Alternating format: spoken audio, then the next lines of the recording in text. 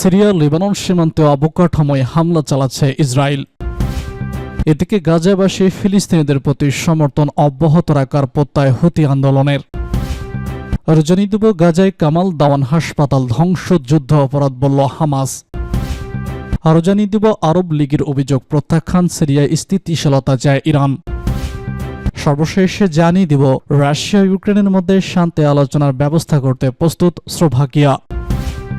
Syria Lebanon সীমান্তে অবকাঠামোয় হামলা চালাচ্ছে ইসরায়েল।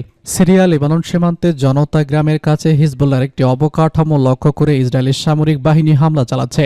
জানা গেছে, অবকাঠামোটি সশস্ত্র গোষ্ঠী হিজবুল্লাহর কাছে অস্ত্র চোরাচালানের জন্য ব্যবহৃত হতো। শুক্রবার সকালে ইসরায়েলি সামরিক বাহিনী এক বিবৃতিতে জানায়, আজ সকালে ইসরায়েলি বাহিনী সিরিয়া লেবানন সীমান্তে জনতা ক্রসিং এবং সিরিয়া হয়ে হিজবুল্লাহর কাছে অস্ত্র পাচারের জন্য ব্যবহৃত অবকাঠামোতে হামলা চালাচ্ছে। হামলাগুলো সিরিয়া বা লেবাননকে লক্ষ্য করে করা হয়েছে কিনা তাও নির্দিষ্ট করে বলা হয়নি। তবে লেবাননের সেনাবাহিনী লেবাননের সর্বমোট হামলা এবং দক্ষিণাঞ্চলীয় শহর এবং গ্রাম ধ্বংস করে যুদ্ধবিরতি চুক্তি লঙ্ঘন করার জন্য ইসরায়েলকে অভিযুক্ত করার ঠিক একদিন পর এই হামলা চালানো হলো। জনতার কাছে কোনো সরকারি ক্রসিং পয়েন্ট নেই, তবে অঞ্চলটি অবৈধ ক্রসিং এর জন্য পরিচিত। লেবাননের দক্ষিণাঞ্চলে জাতিসংঘের শান্তিরক্ষা বাহিনী দক্ষিণ লেবাননে ইসরায়েলি বাহিনীর দৃষ্ট অব্যাহত ধ্বংসযজ্ঞ নিয়ে উদ্বেগ প্রকাশ করেছে। ইসরায়েলি সামরিক বাহিনী জানায়, শুক্রবার হামলাগুলোর লক্ষ্য ছিল হিজবুল্লাহর হাতে অস্ত্র যাওয়া ঠেকানো। গত মাসে যুদ্ধবিরতিতে সম্মত হওয়ার আগে পর্যন্ত ইসরায়েলের প্রতিরক্ষা বাহিনী হিজবুল্লাহর সাথে 1 বছরের বেশি সময় ধরে স্থল বিমান যুদ্ধে লিপ্ত ছিল। সামরিক বাহিনী জানায়, সিরিয়া থেকে লেবাননে অস্ত্র চোরাচালান বন্ধ করতে এবং হিজবুল্লাহকে অস্ত্র চোরাচালানের রুট পুনঃ প্রতিষ্ঠা থেকে বিরত রাখতে আইডিএফ এর প্রচেষ্টার একটি অতিরিক্ত অংশ এই হামলা। তারা আরও বলে, যুদ্ধবিরতি চুক্তির বোঝাপড়া অনুযায়ী ইসরায়েল রাষ্ট্রের জন্য যে কোনো হুমকি দূর করতে আইডিএফ কাজ চালিয়ে যাবে। গাজা যুদ্ধকে কেন্দ্র করে হিজবুল্লাহ শুরু হওয়া আন্তঃসীমান্ত গোলাগুলির প্রায় 1 বছর পরে এবং ইসরায়েলের বোমা হামলা জোরদার করার প্রায় 2 মাস পরে 27 নভেম্বর যুদ্ধবিরতি কার্যকর হয়। গাজাবাসী ফিলিস্তিনিদের প্রতি সমর্থন অব্যাহত রাখার প্রত্যয় হুতি আন্দোলনের। ইহুদিবাদী ইসরায়েলি বাহিনী ইয়েমেনের রাজধানী সানা এবং বন্দরনগরী হুদাইদা ভয়াবহ বিমান হামলা চালানোর পরও গাজাবাসী ফিলিস্তিনিদের সমর্থনে ইসরায়েল বিরোধী অভিযান চালিয়ে যাওয়ার প্রত্যয় জানিয়েছে হুতি আনসারুল্লাহ আন্দোলন। লেবাননের মুখপাত্র মোহাম্মদ আব্দুল সালাম সানায় প্রকাশিত এক বিবৃতিতে এই প্রত্যয় ব্যক্ত করেছেন। তিনি বলেছেন, ইহুদিবাদী সরকারের জেনে রাখা উচিত যে আমাদের জনগণ এই ধরনের হামলার কারণে ফিলিস্তিনি জাতির প্রতি তাদের সমর্থন ত্যাগ করবে না।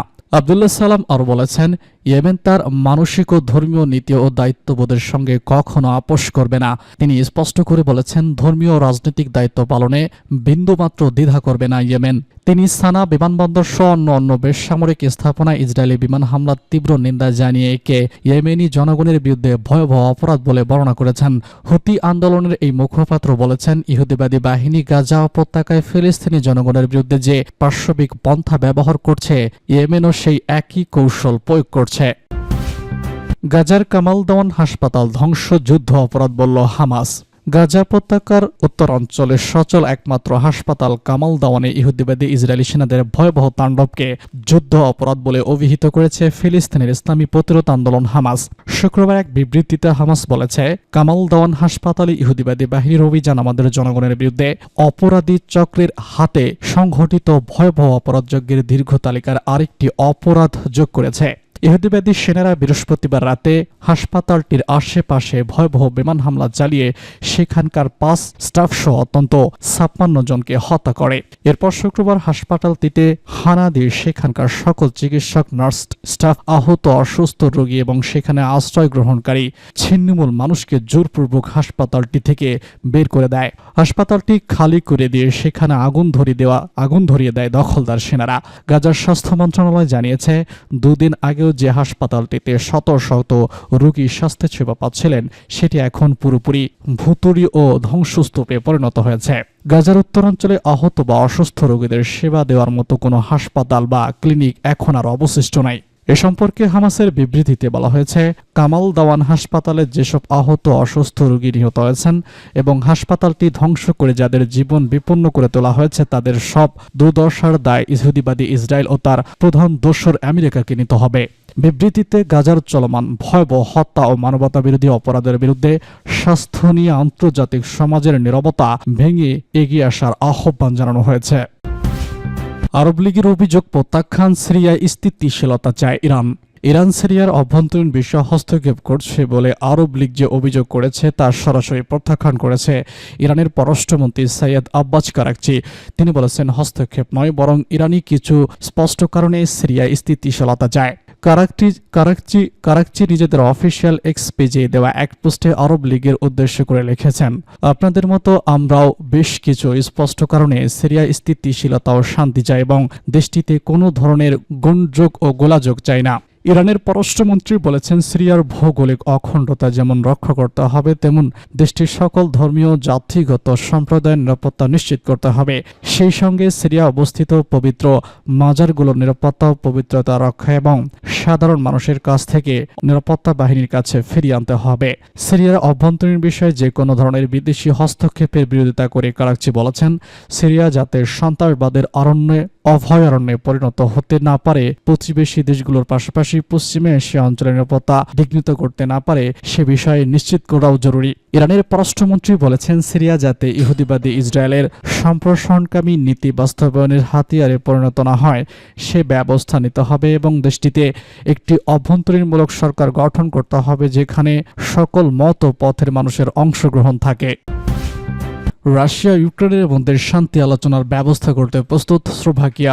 ইউক্রেন যুদ্ধ বন্ধ করার লক্ষ্যে কিয়েভ ও মস্কোর মধ্যে যে কোনো ধরনের শান্তি আলোচনার ব্যবস্থা করতে নিজেদের প্রস্তুতির ঘোষণা করেছে ইউরোপীয় ইউনিয়ন বা ইউরোপীয় ইউনিয়নভুক্ত দেশ স্লোভাকিয়া। দেশটির পররাষ্ট্রমন্ত্রী রবার্ট ফিকো শুক্রবার এই ঘোষণা দিয়েছেন।